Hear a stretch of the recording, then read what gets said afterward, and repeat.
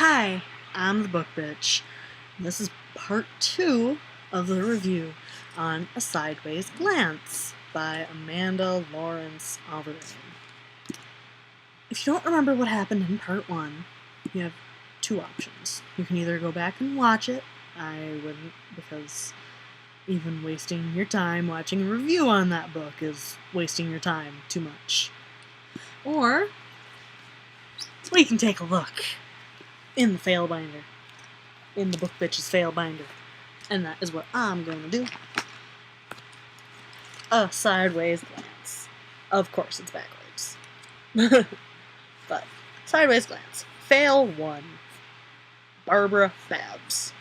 What teenager is actually called either of those anymore? Fail 2. Aging. Misspelled. Big no-no on the first page. Fail 3. Misspelling Barbara on the third page. And a few other times. Fail 4. Her apparent fear of commas. Fail 5. The apparent lack of editing. Which brings us on to the next few fails. Fail number 6. Use of way too many adjectives. Now, adjectives are good. Adjectives are nice. They make, everything have more meaning. They give everything description. I mean, say, I have hair. It's hair. Or, I have brown hair. I'm wearing makeup. My eyeshadow is brown. There's my adjectives. In this book, it's more of her wavy, long, brown, golden auburn hair. In one sentence, I'm not kidding, that is what it's like. Or, the aged old lady. Really? You don't need to double the adjectives. That is what I mean by way too many adjectives. It distracts from the story and it just makes it a really bad read. Fail number 7. Too wordy and then not wordy enough. It's like she was trying to decide whether or not she was going to be wordy. And, at one point she was like, well, I'm just gonna, speed on through the story. And then all of a sudden stop. Here we hit the adjectives again.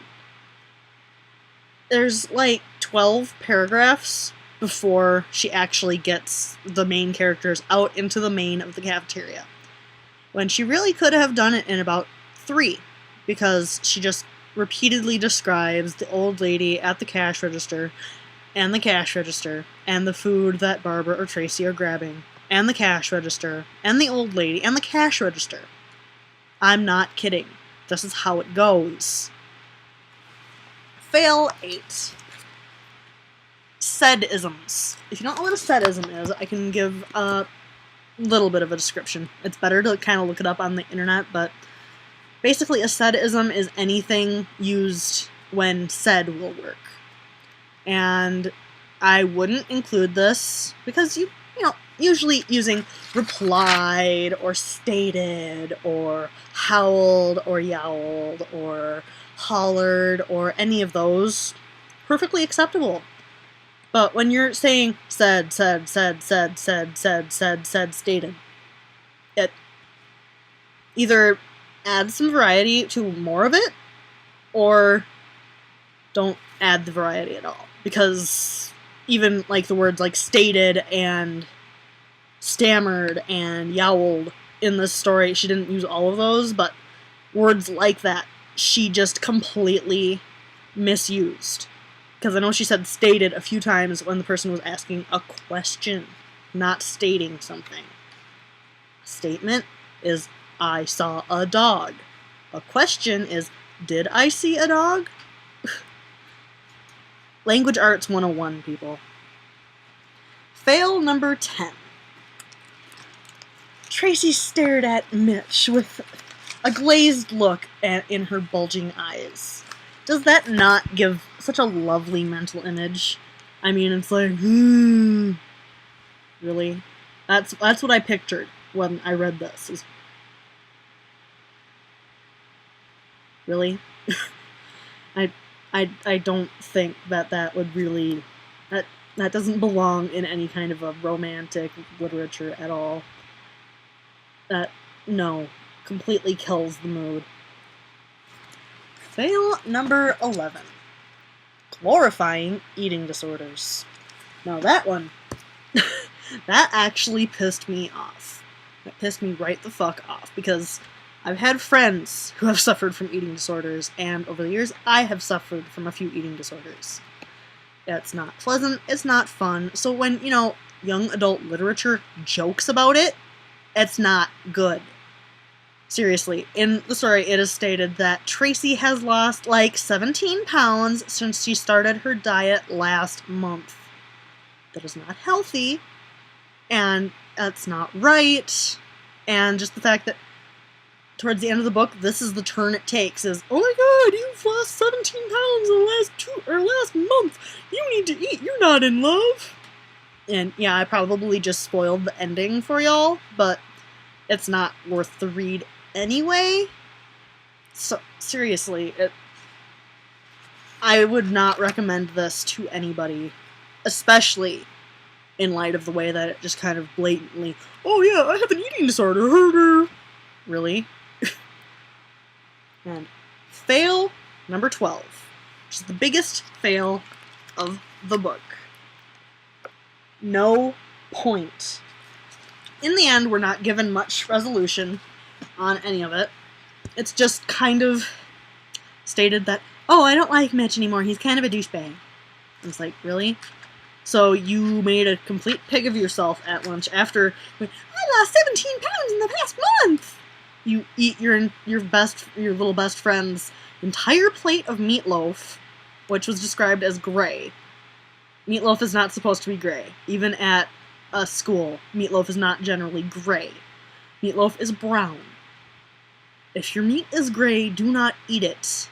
Rule of thumb. It's literally the next page, right after it said, oh, I've lost 17 pounds! She gobbles an entire tray of food. And then her little friend Barbara gets Mitch over there and is like, oh, well, you guys go ahead and talk. I'll just walk over to the lunch line and get myself some food since you just ate all my food. And at the end, there's no resolution.